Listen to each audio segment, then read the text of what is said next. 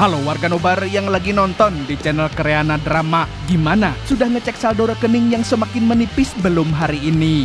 Kembali lagi bersama Mang Tobi, sang pengangguran profesional yang kali ini akan membawakan sebuah film action terbaru 2026 fresh yang dibintangi duo legenda Matt Damon dan Ben Affleck. Sebuah film yang cocok benar kesan menemani Pian yang lagi pusing mikirin hutang biar Pian bisa berhayal gimana caranya dapat duit cepat tanpa harus usaha keras. Kerja bang, kerja. So, tanpa berlama-lama lagi, siapkan mata, telinga, dan anu-anuan kalian semua. Mari kita nobar dan inilah Derip.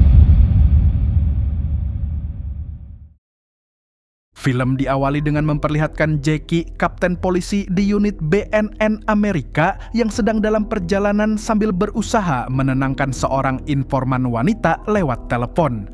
Dari seberang telepon terdengar suara gemetar ketakutan persis seperti orang yang sedang diteror pinjol.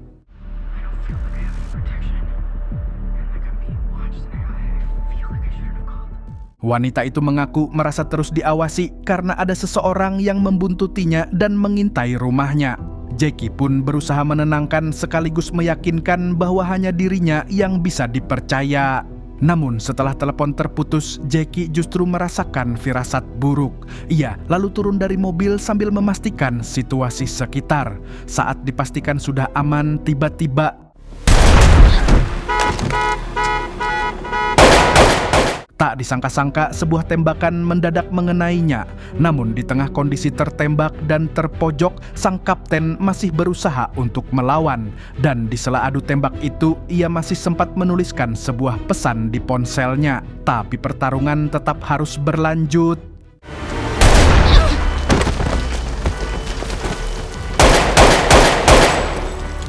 Naas, ia lagi-lagi terkena tembakan yang membuat tubuhnya langsung tajungkal-tajumpalit ke tanah. Menyadari dirinya sudah terpojok, sang kapten pun membuang ponselnya ke perairan dan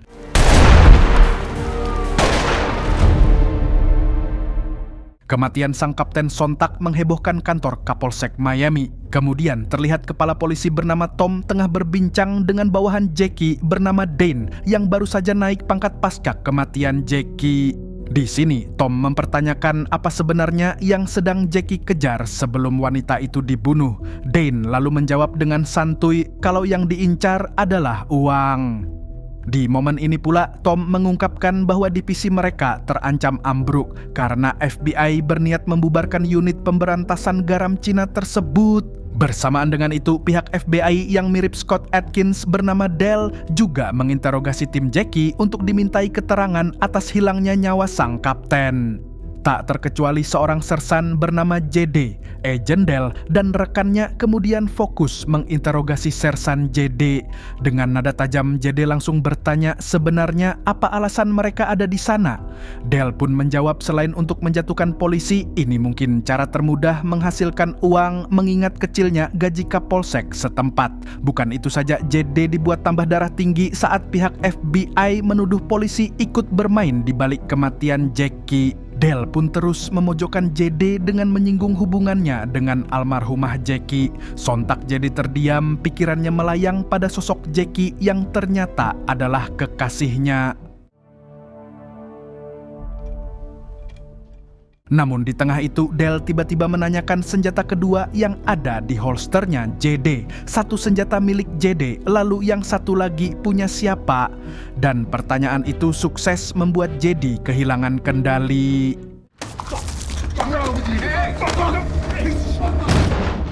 Suasana kantor polisi pun seketika berubah jadi seperti ring tinju. Dan di tengah kekacauan itu barulah terungkap bahwa Dell dan JD adalah saudara kandung. Setelah pergelutan itu, Dane menemui JD yang sedang membasuh muka di toilet. Di sini JD berkata jika FBI benar-benar datang dengan jawaban, mereka tidak akan sibuk mencurigai semua polisi. Artinya FBI sebenarnya tidak tahu apa-apa dan sedang buta arah atau bahasa Inggris yaitu bungul. Dane pun setuju dengan perkataan itu.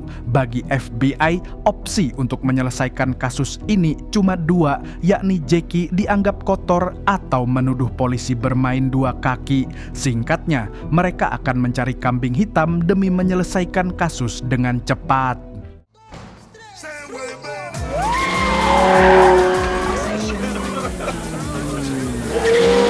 Setelah ketegangan di kantor, tim BNN cabang Miami mencoba meredakan suasana dengan melihat atraksi tong setan sambil bercanda dan menjadikan agent Del bahan lelucon. Namun, suasana berubah serius ketika pembicaraan mereka terus berputar di satu hal, yaitu uang. JD lalu menyinggung rumor tentang stash house, rumah milik kartel yang konon berisi tumpukan uang. Suatu ketika rumah itu digerebek oleh polisi dan federal, tapi tiba-tiba uangnya lenyap. Menurut kabar yang beredar, tumpukan uang tersebut digasak aparat lalu mereka saling cuci tangan. You run into a big fucking stash house, you let me know, okay? Sementara di sisi lain, Dane terlihat membaca pesan tentang stash house, lalu ia menatap foto anaknya dan di situ pun Dane berubah menjadi emo boy. Tak berselang lama, dua agen DEA yaitu Nix dan Dio tiba dengan kendaraan lapis baja. FYI saja, DEA adalah badan federal khusus urusan garam Cina dan kartel. Jadi, biasanya baru turun tangan kalau kasusnya menyangkut uang besar dan jaringan besar. Itulah sebabnya kehadiran mereka langsung mengundang tanda tanya. Di balik candaan antar instansi, salah satu tim polisi Miami bernama Numa justru merasa ada yang tidak beres. Alih-alih fokus memburu pembunuh Jackie, para agen federal justru terlihat lebih sibuk menjatuhkan timnya daripada mencari pembunuh Jackie.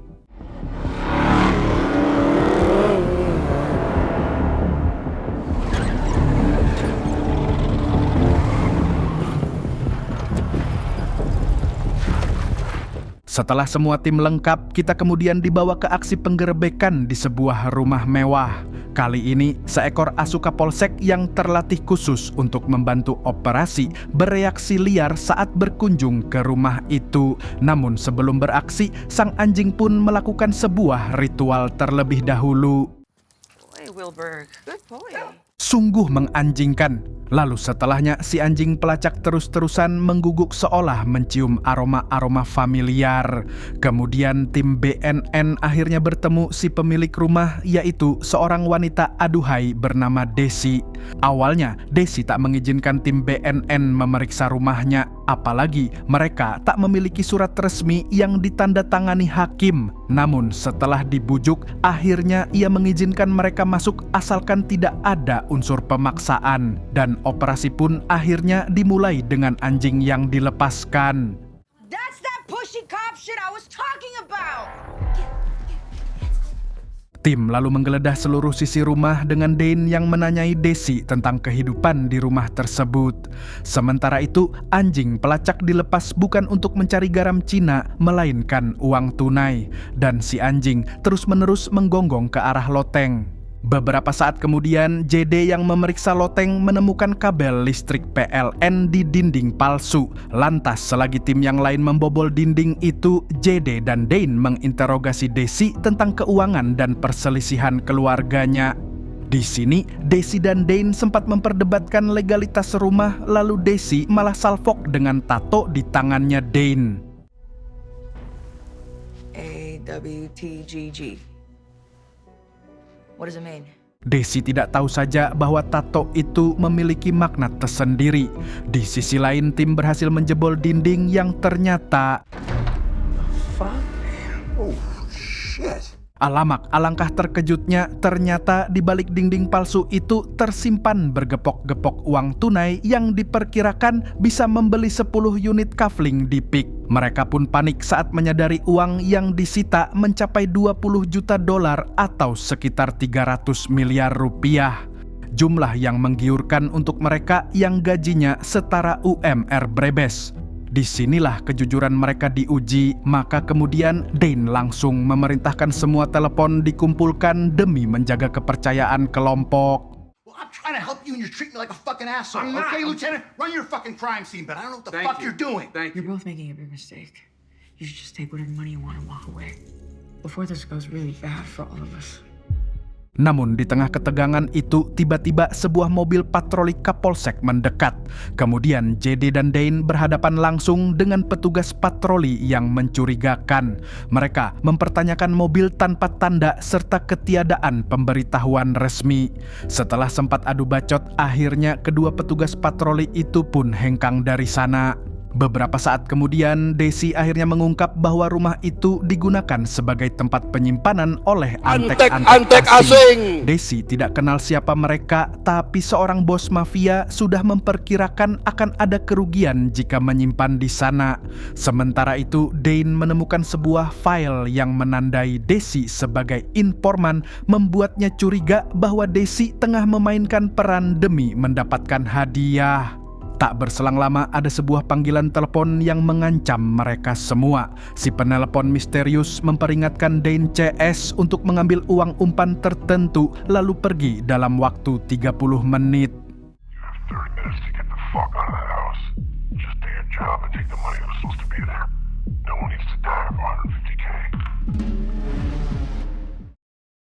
Ketegangan antara Dane dan JD akhirnya pecah saat JD menyadari ada kejanggalan besar soal nominal uang di stash house. Sebelumnya, Dane bilang informan mereka menyebut ada $300.000 di rumah itu. Sementara informasi terbaru hanya ada $150.000. Selisih itu membuat JD curiga Dane tidak jujur dan sengaja menahan informasi penting. Apalagi Dane sekarang terlilit utang untuk pengobatan anaknya yang sakit kanker sebelum meninggal. Jadi alasannya cukup kuat untuk Dane tergiur dengan uang sebanyak itu. Beberapa saat kemudian Dane mengusulkan sesuatu. Sementara di luar, salah satu anggota yang Cina bernama Mike memperhatikan lampu yang berkedip-kedip seperti memberi sandi Morse. Lalu JD menghampirinya dan membaca sandi yang membentuk kata PIGS alias babi. Hal itu pun seketika membuat mereka berpikir bahwa sang musuh berada tak jauh dari mereka. Saat JD pergi memeriksa rumah dengan lampu berkedip itu, tak disangka Mike menerima sebuah pesan dari sosok yang dia namai ketua. Yang mencurigakan adalah si ketua menginstruksikan tim untuk berkumpul dan bergerak. Di sisi lain, Desi mendengar percakapan Dane dengan dua anggota perempuan serta menguping saat Dane menelepon seseorang yang jabatannya lebih tinggi. Dari situ dia menyimpulkan kalau Dane berniat mencuri uangnya. Maka kemudian dia diam-diam melaporkannya kepada Mike, berharap Mike bisa dipercaya. Take me to jail, please. Get me the out of here. People are gonna start dying in 10 minutes. Get the out. Saat dua polwan sedang menghitung uang, Mike pun masuk dan mempertanyakan kenapa pintunya dikunci pakai kabel tis. Sungguh pertahanan yang sangat brilian bijir. Mereka menjelaskan bahwa kabel tis mengamankan ruang dari orang yang mengira takut ada orang lain masuk. Padahal mah itu kalau didobrak juga hancur. Salah satu dari mereka kemudian mengonfirmasi bahwa mereka telah menghitung uang yang diperkirakan ada $20 juta. Akan tetapi, suasana berubah tegang setelah Numa mengungkapkan seorang penelepon memberi mereka waktu 10 menit untuk hidup. Saat kepanikan memuncak, tiba-tiba listrik padam dan beberapa saat kemudian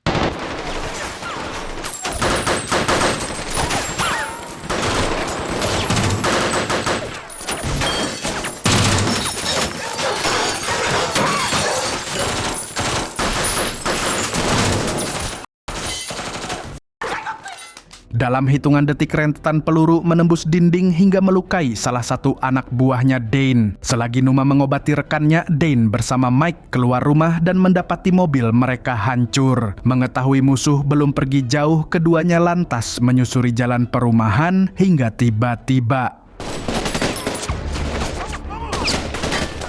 Dane CS pun terus mengejar musuh dari rumah ke rumah sampai mengelilingi komplek perumahan.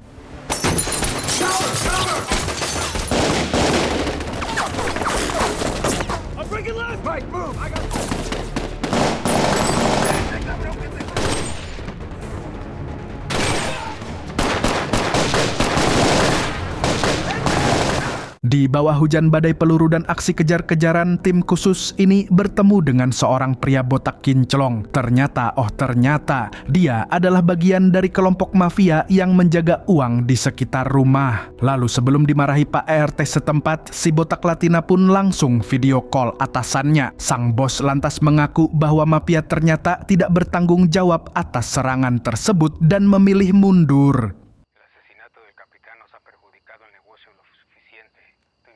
Que ver con quién los atacó violentamente esta noche. Buena suerte, detectives. La van a necesitar mucho. JD akhirnya mengungkap fakta sebenarnya kepada tim, yaitu bahwa tidak pernah ada laporan dari Crime Stopper dan semua itu hanyalah rekayasa untuk merampok uang. Akibatnya, kecurigaan pun mengarah pada Dane. Ia diduga menciptakan tip palsu tersebut sebagai bagian dari rencana untuk menguasai uang itu sendiri. Dane pun sontak menyangkal keras tuduhan tersebut. Suasana semakin panas saat Dane dan JD justru saling menuduh yang berakhir dengan pergelutan fisik.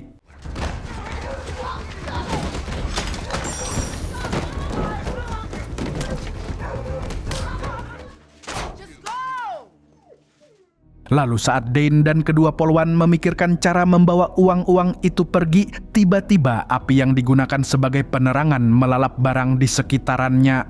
Alhasil Dane CS pun bergegas keluar sebelum terjebak kobaran api. Ketika rumah habis dilalap api, Dane memerintahkan tim untuk memasukkan uang tunai ke dalam kendaraan lapis baja. Sementara itu, Numa bersikeras untuk tetap berada di lokasi dan menangani situasi malam kaos ini. Di saat Numa menangani situasi, tim lain pun mengamankan tas-tas berisi uang. Saat itulah plot twist terbesar muncul. Di tengah perbincangan yang menegangkan dan fakta mulai terungkap satu persatu, JD menunjukkan sebuah bukti terkuat. What's this, man?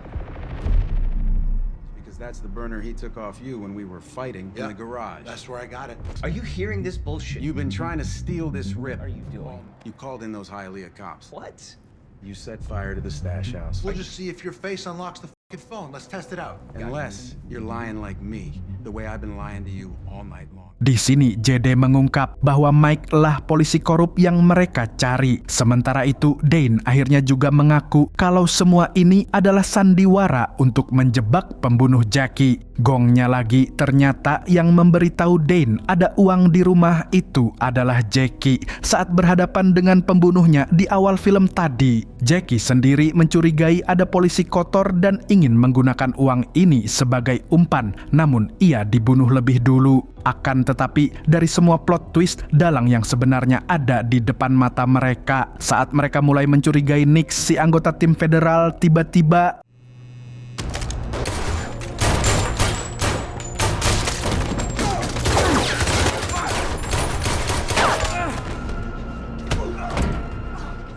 dan yap, Nix lah Samidi yang sebenarnya, lalu yang membunuh Jackie adalah Mike. Saat nyawa Dane dan JD berada di ujung tanduk karena diculik oleh pengkhianat ulung, saat itulah bantuan datang. Akhirnya, Babang Tampan Scott Atkins berguna juga. Dia datang bersama pasukan FBI setelah sebelumnya sempat kong kali kong dengan JD adiknya. Ketika Nix membujuk dua polisi jujur untuk berpihak kepadanya, tak disangka-sangka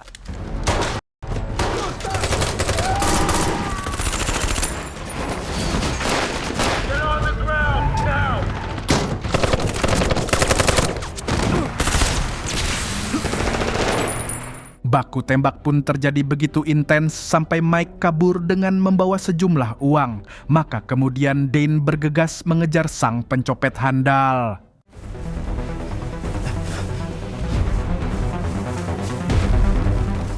Di sisi lain, Nix membawa kabur sebuah mobil van, namun aksinya diketahui oleh JD.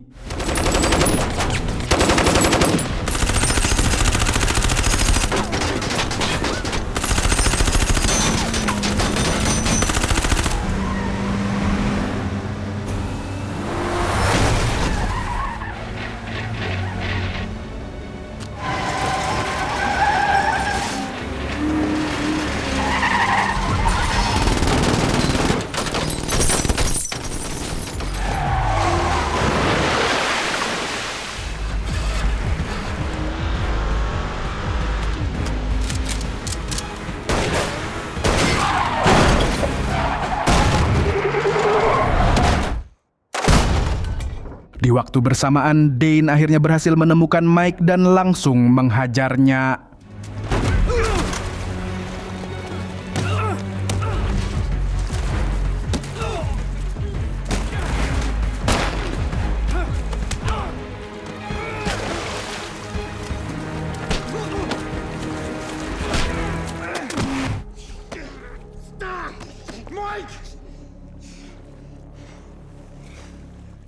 Akhirnya, dua aparat korup itu berhasil dilumpuhkan. Jika Dane memberi Mike kesempatan hidup, berbeda dengan Jede yang melakukan ini.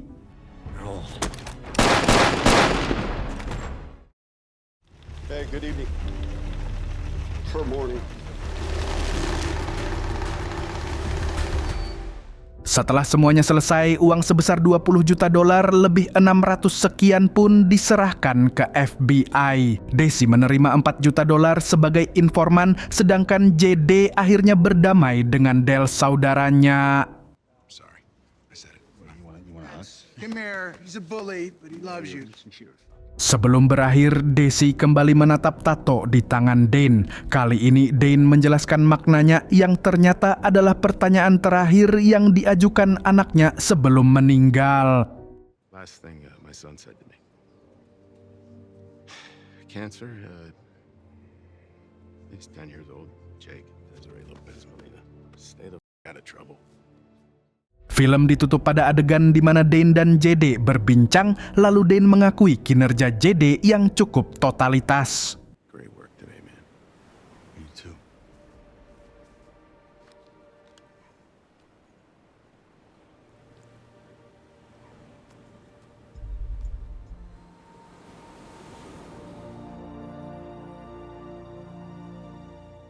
Dan film pun tamat.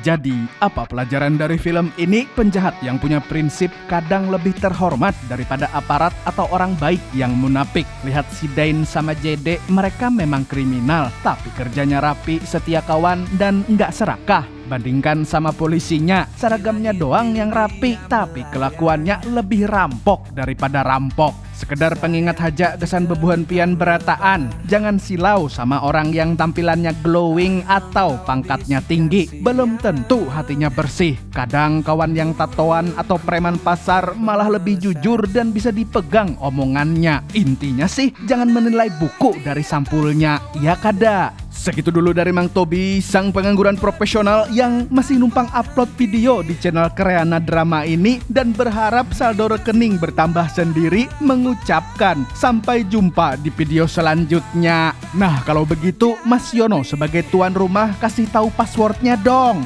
Burung gundul pamit dulu. Dan ingat, Mang Tobi yang asli yang ada Mas Yononya. Terbanglah tinggi si burung kuntul, bawa mimpi ke ujung dunia. Di sana ada cahaya gemerlap, menanti untuk kau jelajah.